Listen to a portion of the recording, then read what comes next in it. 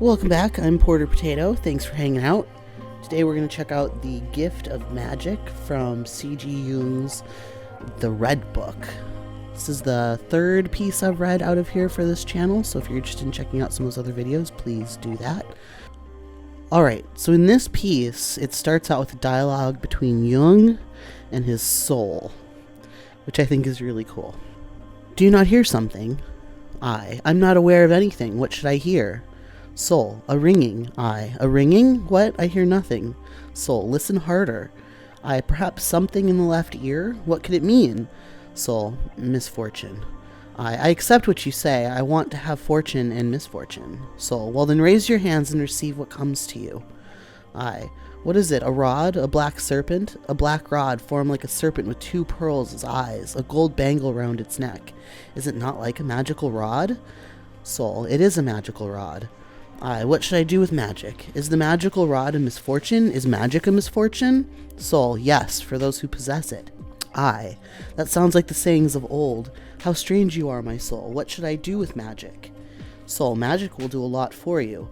I'm afraid that you're stirring up my desire and misunderstanding. You know that man never stops craving the black art and things that cost no effort. Soul, magic is not easy, and it demands sacrifice. Does it demand the sacrifice of love, of humanity? If it does, take the rod back. Soul, don't be rash. Magic doesn't demand that sacrifice. It demands another sacrifice. What sacrifice is that?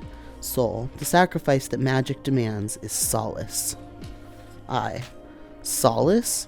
Do I understand correctly? Understanding you is unspeakably difficult. Tell me, what does this mean? Soul, solace is to be sacrificed. What do you mean? Should the solace that I give or the solace that I receive be sacrificed? Soul, both. I'm confused. This is too dark. Soul, you must sacrifice solace for the sake of the black rod, the solace you give and the solace you receive. Are you saying that I shouldn't be allowed to receive the solace of those I love, and should give no solace to those I love? This means the loss of a piece of humanity, and what one calls severity towards oneself and others takes its place. Soul, that is how it is. Does the rod demand the sacrifice? Soul, it demands the sacrifice. Am I allowed to make the sacrifice for the sake of the rod? Must I accept the rod? Soul, do you want it or not? I can't say. What do I know about the black rod? Who gives it to me? Soul, the darkness that lies before you. It is the next thing that comes to you. Will you accept it and offer it your sacrifice? It is hard to sacrifice to the dark, to the blind darkness, and what a sacrifice! Soul, nature. Does nature offer solace? Does it accept solace? You venture a heavy word. What solitude are you asking of me? Soul, this is your misfortune and the power of the black rod. How gloomily and full of foreboding you speak. Are you sheathing me in the armor of icy severity? Are you clasping my heart with a bronze carapace? I'm happy with the warmth of life. Should I miss it? For the sake of magic? What is magic? Soul, you don't know magic, so don't judge. What are you bristling at? Magic! What should I do with magic? I don't believe in it. I can't believe in it. My heart sinks, and I'm supposed to sacrifice a greater part of my humanity to magic? Soul, I advise you don't struggle against this, and above all, don't act so enlightened as if deep down you did not believe in magic. You're inexorable, but I can't believe in magic, or maybe I have a completely false idea of it. Soul, yes, I gather that from what you're saying. Cast aside your blind judgment and critical gesture, otherwise you'll never understand. Do you still mean to waste years waiting? Be patient, my science has not yet been overcome. Soul, high time that you overcame it. You ask a great deal, almost too much. After all, is science essential to life? Is science life? There are people who live without science, but to overcome science for the sake of magic, that's uncanny and menacing. Soul, are you afraid? Don't you want to risk life? Isn't it life that presents you with this problem? All this leaves me so dazed and confused. Won't you give me an enlightening word? Soul, oh, so it's solace you long for. Do you want the rod or don't you? You tear my heart to pieces. I want to submit to life, but how difficult this is. I want the black rod because it is the first thing the darkness grants me. I don't know what this rod means, nor what it gives. I only feel what it takes. I want to kneel down and receive this messenger of darkness. I have received the black rod, and now I hold it, the enigmatic one in my hand. It is cold and heavy like iron. The pearl eyes of the serpent look at me blindly and dazzlingly. What do you want, mysterious gift? All the darkness of all former worlds crowds together in you, you hard black piece of steel. Are you time and fate? The essence of nature, hard and eternally inconsolable, yet the sum of all mysterious creative force. Primordial magic words seem to emanate from you. Mysterious effects weave around you. And what powerful arts slumber in you. You pierce me with unbearable tension. What grimaces will you make? What terrible mystery will you create? Will you bring bad weather, storms, cold, thunder, or lightning? Or will you make the fields fruitful and bless the bodies of pregnant women? What is the mark of your being? Or don't you need that, you son of the dark womb? Do you content yourself with the hazy darkness whose concretion and crystal you are? Where in my soul do I shelter you? In my heart? Should my heart be your shrine, your holy of holies? So choose your place. I have accepted you. What crushing tension you bring with you. Isn't the bow of my nerves breaking? I've taken in the messenger of the night. Soul, the most powerful magic lives inside it. I feel it, and yet can't put into words the nightmarish power granted to it. I wanted to laugh because so much alters in laughter, and resolves itself only there, but laughter dies in me. The magic of this rod is as solid as iron and as cold as death. Forgive me, my soul, I don't want to be impatient, but it seems to me that something has got to happen to break through this unbearable tension that came with the rod. Soul, wait, keep your eyes and ears open. I'm shuddering, and I don't know why. Soul, sometimes one must shudder before the greatest. I bow, my soul, before unknown forces. I'd like to consecrate an altar to each unknown god. I must submit. The black iron in my heart gives me secret power. It's like defiance and like contempt for men. O dark act, violation, murder, abyss, give birth to the unredeemed. Who is our Redeemer? Who our leader? Where are the ways through black wastes? God, do not abandon us. What are you summoning, God? Raise your hand up to the darkness above you. Pray. Despair, wring your hands. Kneel, press your forehead into the dust. Cry out, but do not name him. Do not look at him. Leave him without name and form. What should form the formless? Name the nameless. Step into the great way and grasp what is nearest. Do not look out, do not want, but lift up your hands. The gifts of darkness are full of riddles. The way is open to whomever can continue in spite of riddles. Submit to the riddles and the thoroughly incomprehensible. There are dizzying bridges over the eternally deep abyss, but follow the riddles. Endure them, the terrible ones. It is still dark and the terrible goes on growing.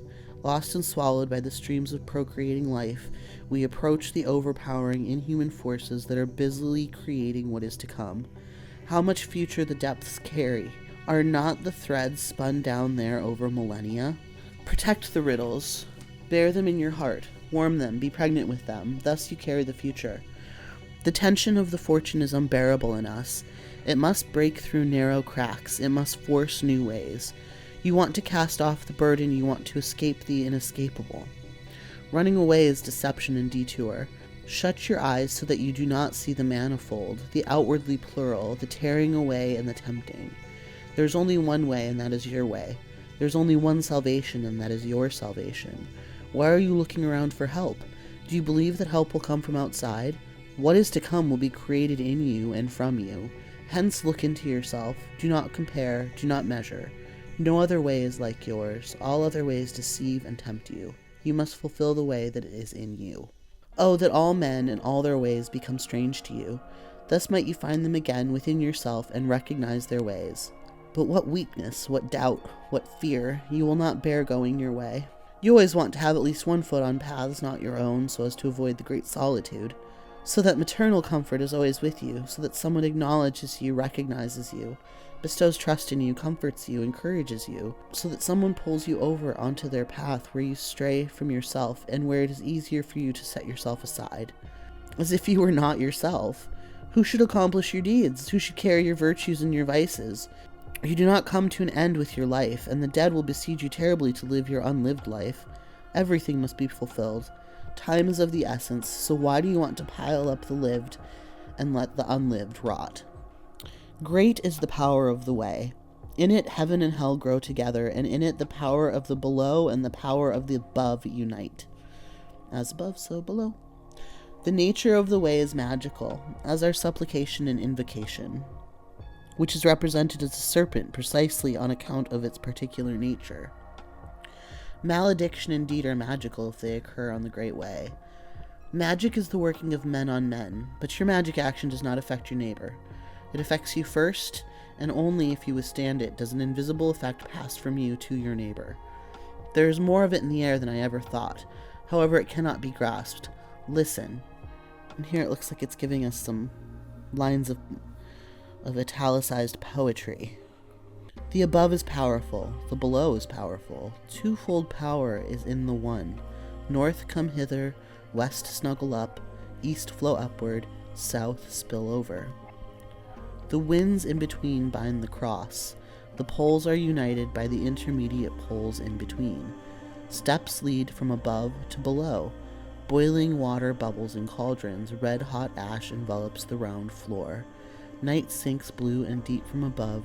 Earth rises black from below. A solitary is cooking up healing potions. He makes offering to the four winds. He greets the stars and touches the earth. He holds something luminous in his hand.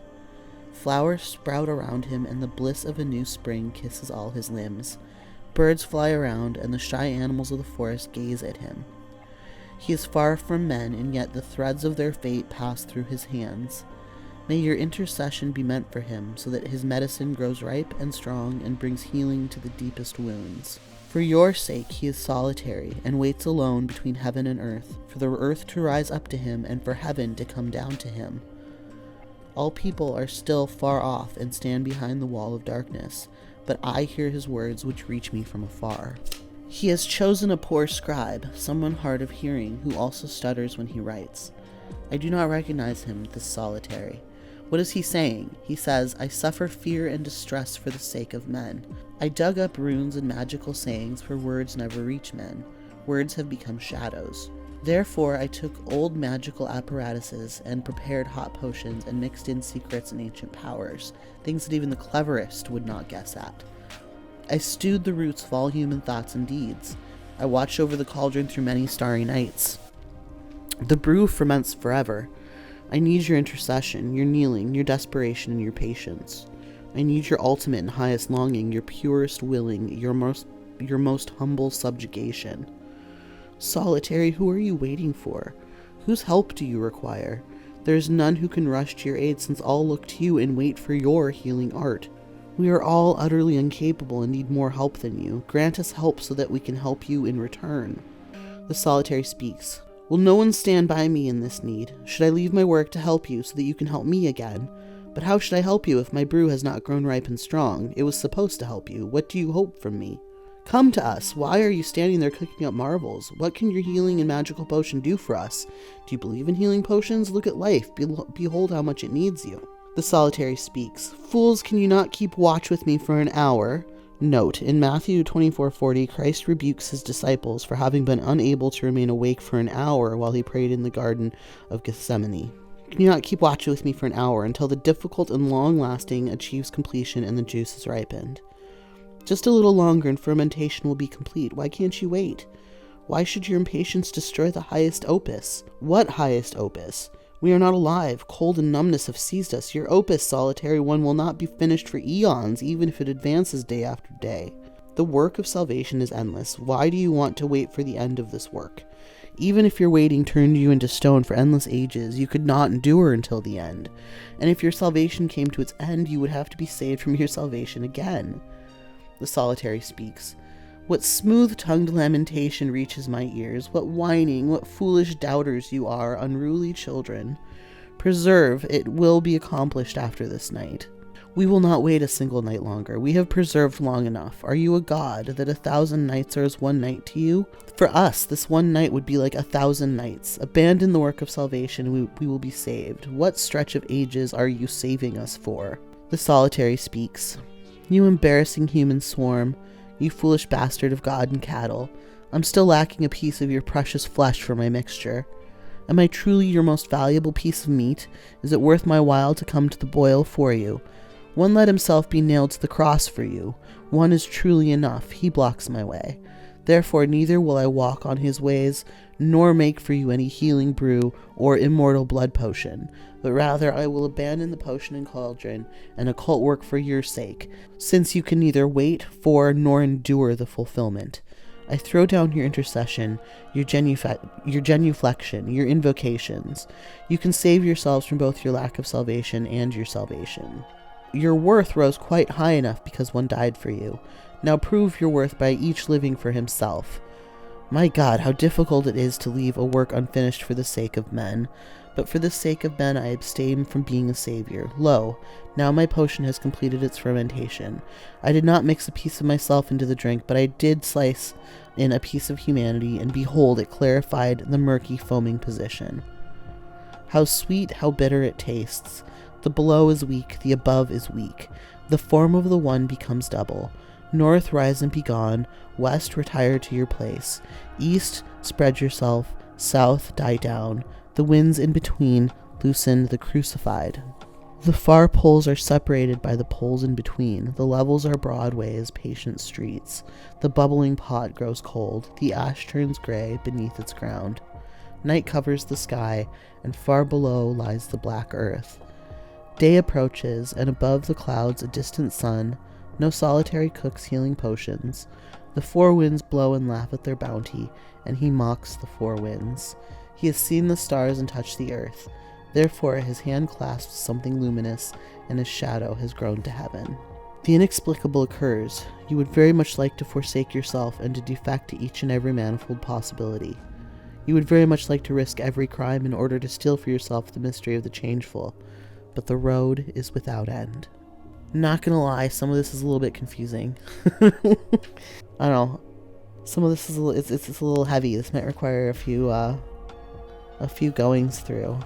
Luckily, when I'm editing, I get to listen to myself narrating, so I get a deeper understanding. So is magic a gift or a curse? I don't know. I suppose it's a gift.